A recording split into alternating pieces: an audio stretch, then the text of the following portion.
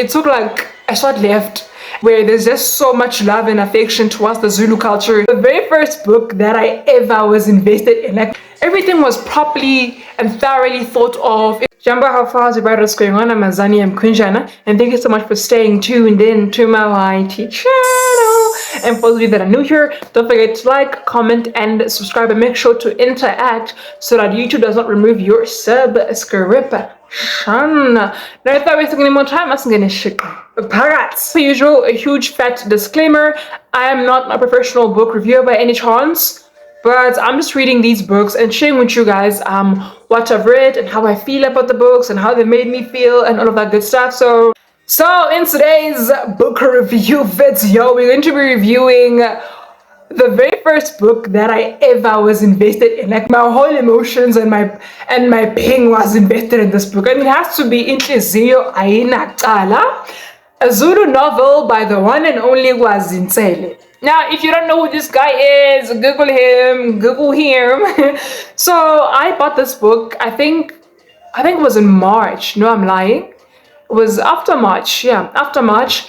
And let's just get into how I got the book. Remember the last book I got from Sigalot, but this one I actually ordered via WhatsApp. So this gentleman posted on his Instagram that he's wrote a book, and you know, if you want to order, at that time I pre-ordered. Text this number on the screen, and the rest will then be history. So Inhliziyo is a poet, for those that do not know, and he's now a writer, right?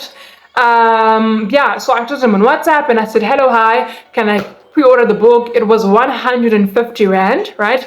And I also had to pay an additional fee of 50 Rand for the, you know, the courier. So all in all, I paid 200 Rand, and it was delivered within a month. I think it took so much time because I pre-ordered. On the day he said, hey, the book is out, I paid that very same day, guys. That very same day. So I think they were still in the process of doing whatever. But in any case, my book came after a month, and I finished the book within a week. Yeah, it took me quite longer than it usually takes me to finish a book if I'm not at school. But either way, let's get into it. Let's first break down what this book is about. So, Inhliziyo, Ayinacala, Matters of the Heart, Zulu novel by Inhliziyo. Now, this book follows the lives of these three characters here that are all brought together by this wonderful gentleman over here. Can you see him? Can you see him? Can you see him? That's the gentleman that brings together these wonderful ladies. Now, if I were to think of a single word to describe this book, it has to be betrayal. But unintentional betrayal, and betrayal that is caused by the heart. Oftentimes we speak about, oh no, follow your heart, but sometimes the heart's intentions are not always pure. Let's get into the themes that I picked up when I was reading, or after I've read the book.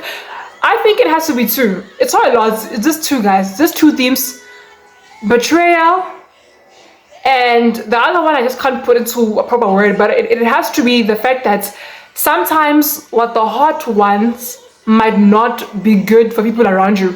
The heart's intentions might be good, but not pure. Because the heart is generally after love. The heart wants what it wants. But that doesn't mean that what the heart wants is what is good for you as a person. I think that's what we saw in this book as well. Let's just get into reviewing the book. Now, first things first, let's speak about the writer's writing style, the diction and everything. I give him a 10 out of 10, I swear to you. Now, actually, let me first tell you that this book is actually in Zulu, right? So last time I did Zulu as a home language or as an additional language was in grade 2. And I thought to myself, dang it, am I going to be able to read this book within a week? Or it's going to take me 2 months. But funny enough, this author is a beautiful writer. It's not in easy Zulu, that's what I must say. I am also a Zulu speaker, so that's actually my second home language. However, I don't, do Zulu formally at school. However, the book is amazing. Oh my, the way he describes things, he's a wonderful writer. Man, you can tell that the writer of this book was, because I know him as a poet and I watch his podcast on YouTube, and I could tell that he actually poured his heart he poured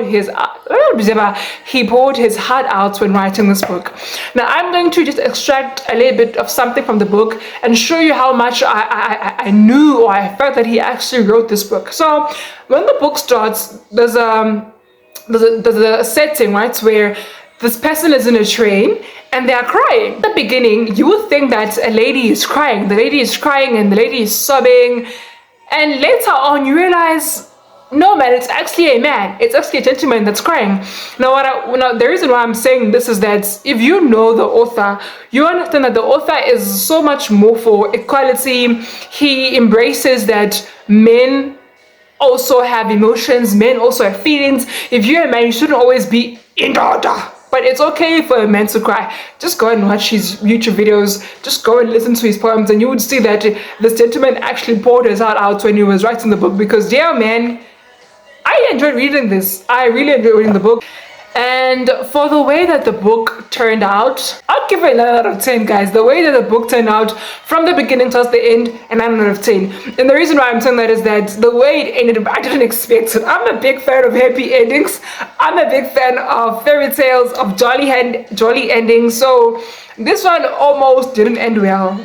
But then it took like a short left, and the author tried to rectify this and make sure it at least ends better, but it didn't. It wasn't a perfect ending, I'm not gonna lie to you. The length, the layout, 10 out of 10. I think everything was properly and thoroughly thought of. It wasn't like a quick kind of writing.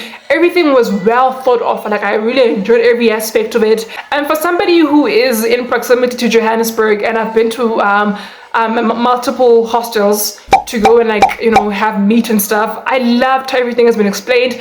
As somebody who watches a hostela, who watches all these 161 telenovelas, I must say the writing was quite spectacular, or rather is quite spectacular. I think it also came in at a right time where there's just so much love and affection towards the Zulu culture, and he brought up a beautiful book that showcases, or rather brings, these stereotypes that we have about Zulu people, that umZulu isithembu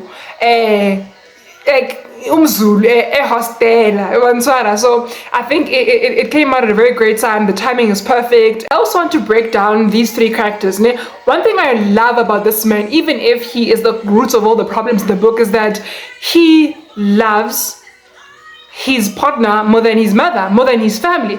I think at some point as a man, once you are building a new family, once you're creating lelapa la gago, it's very important that you now love your partner more than your family. You always have to stand up for your wife. So I think kudos to him. That's a great move as a man. Have your wife's or your partner's best interest at heart. I think we can always speak about our mothers, but at some point you need to prioritize her more than your mother. And then one thing we love about this lady over here is that she was way beyond the norm. She didn't care about the norms. If the norm said as a wife you need to stay at home, she said, no, I don't mind. My husband can be a stay-at-home man and I can be a working mom. So that's one thing that was very weird about her. She was very independent, overboard. And then this lady over here, man, it's Adam Senkos, honestly. There's nothing much to say about her, but to say that shame.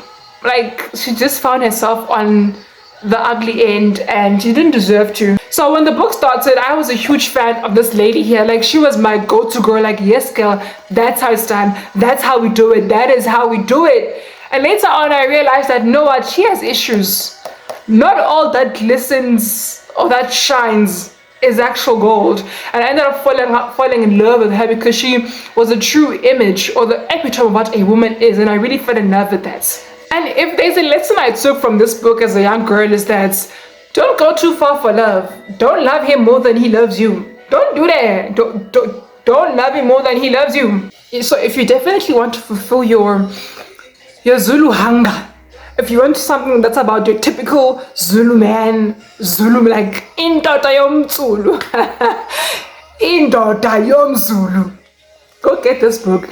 I think it's a perfect time to get this book now and just read up on it, as we have this whole entire fetish and love about the Zulu culture, the Zulu kingdom, and yeah, it's a great book to read the book. If you've been feeding on a lot of Zulu literature, Zulu things, Zulu shows, must have, a definite must have. If you are in your Tota Yom Zulu era, Tota Yom Zulu, go get this. Go get this book. So guys, we've come to the end of the video. I really hope that you enjoyed the book, or the book review, and most importantly, go get yourself this book, because most of us and most of you are in Tota Yom Zulu. Go get it. Only 200s. Go get it. Go get it. Go get the book. And if you want to know where you can get it, just go to the author's Instagram and Kwazinzele, and then you just see where to contact him and stuff. And one thing that I forgot to mention is that the book will then be delivered at your nearest PEP store.